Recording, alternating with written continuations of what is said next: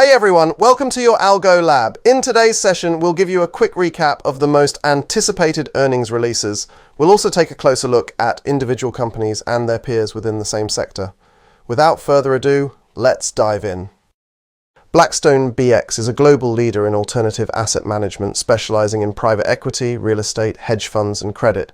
The company is known for its strong performance in acquiring and managing assets. Its profitability is closely tied to investment cycles and the performance of its managed funds.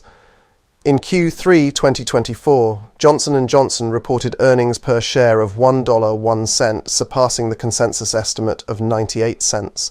Blackstone expects stronger performance in 2025, driven by a pickup in fee-related earnings in Q4. While fundraising and deployment activity are expected to support fee-related earnings growth next year, much will hinge on the pace of realizations, which have been slow in 2024 but could nearly double in 2025, according to consensus estimates. An anticipated interest rate cut is also likely to boost deployments. Blackstone projects that fees and fee-related earnings could increase by around $40 million in Q4 as certain funds begin generating fees. Fee-related earnings, FRE, should also benefit from higher fee-related performance revenue. However, rising costs in Q4 may pressure FRE margins, though the overall pace for 2024 is expected to match that of 2023 and remain stable going forward. Next, let's assess how Blackstone has performed compared to its peers in the asset management and custody bank sector. This sector is highly cyclical, with revenue closely linked to market conditions and the broader economy. Stocks in this sector tend to have a higher beta than the overall market, typically outperforming in uptrends but also experiencing sharper declines during downturns. We've compiled key financial metrics for BlackRock and its competitors, divided into two sections, quality and valuation.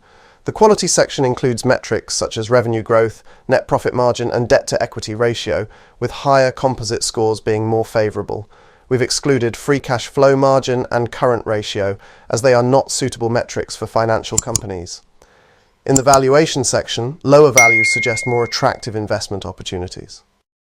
Morgan Stanley is a leading global financial services firm providing investment banking, wealth management, and institutional securities services. Morgan Stanley benefits from strong performance in wealth management, capital markets, and its institutional securities division, which includes trading and investment banking services. In Q3 2024, Morgan Stanley reported earnings per share of $1.88, surpassing the consensus estimate of $1.59.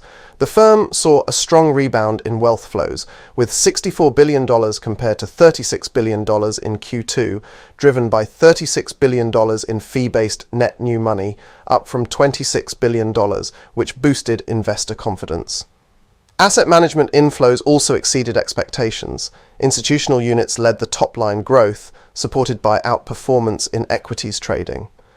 Trading and fee growth outpaced those of the largest US banks, and the pipeline looks promising, though markets have provided a tailwind and activity typically slows toward year-end. Wealth management net interest income may dip slightly in Q4 after 3Q's $1.8 billion, which slightly beat consensus estimates. Next, let's evaluate how Morgan Stanley has performed compared to its peers in the investment banking and brokerage sector. This sector is highly cyclical, with performance closely linked to market conditions, interest rates, and the broader economy. We've gathered key financial metrics for Morgan Stanley and its competitors, categorized into two sections, quality and valuation. For companies in the financial sector, we apply specific metrics, using net income growth instead of profit growth and excluding free cash flow margin and current ratio, which are less relevant for financial institutions. The quality section includes metrics such as net income growth, net profit margin, and debt-to-equity ratio, where higher scores indicate stronger performance.